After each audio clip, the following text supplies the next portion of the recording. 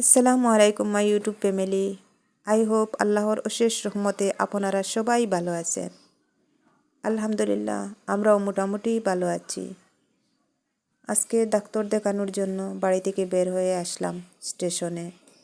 আর যারা আমার ভিডিওটা দেখতেছেন প্লিজ ভিডিওটাতে ছোটো একটা লাইক দিয়ে পুরো ভিডিওটা দেখবেন।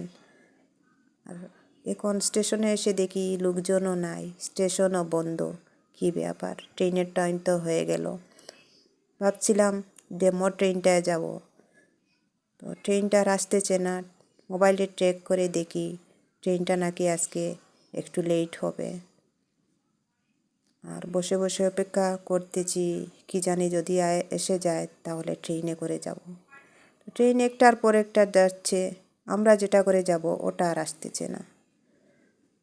তো ট্রেনের ওয়েট না করে বাসে করে চললাম ডাক্তারের কাছে।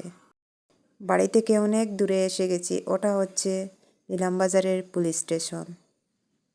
আর বাসে করে যেতে আমার একটু ভয় লাগে, কারণ আমি গলব্লাডার স্টোনের পেশেন্ট। আর যখন আমি জার্নিটা করি তখন আমার পেনটা এসে যায়।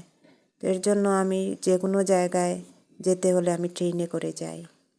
আর এসে পৌঁছেও গেছি করিমগঞ্জ টাউনে। বাস থেকে নামার পরে টুকটুকিতে বসে যাচ্ছি ডাক্তারের চেম্বারে। ডাক্তারের চেম্বারটা অনেক দূরে, সিভিল হসপিটালের সামনে। তো ওখানে যেতে হবে। সকালে বের হয়েছি বাড়ি থেকে। আর যখন ডাক্তার দেখিয়ে আসলাম বাড়িতে, তো কিছু মাছ উঠিয়েছিলাম, ওগুলো ভিডিও করলাম। আর ওখানে মাছগুলা কেটে ধুয়ে পরিষ্কার করে রেখেছি। আজকে কয়েকদিন থেকে ঠান্ডা অনেক বেশি, মেঘলা মেঘলা ভাব হচ্ছে আর ঠান্ডাটা বেড়ে গেছে। যারা আজকে আমার চ্যানেলে নতুন প্লিজ আমার চ্যানেলটা সাবস্ক্রাইব করে নেবেন। আর যারা অলরেডি করে নিয়েছেন ওনাদের সবাইকে অসংখ্য ধন্যবাদ। তো সন্ধ্যা পরে একটু লাল চা করেছিলাম। ঠান্ডার জন্য প্রতিদিনই দুধ চাটা খাওয়া হয়, তো আজকে ভাবলাম লাল চাটা করে খাই।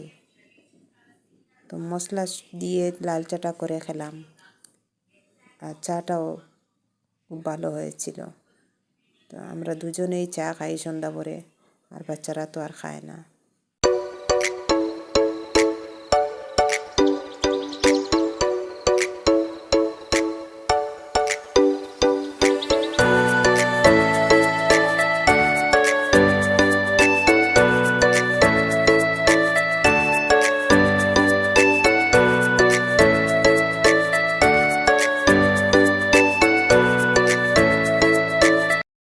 গলার ব্যথা আর গার ব্যথার জন্য এই চাটা খুব ভালো।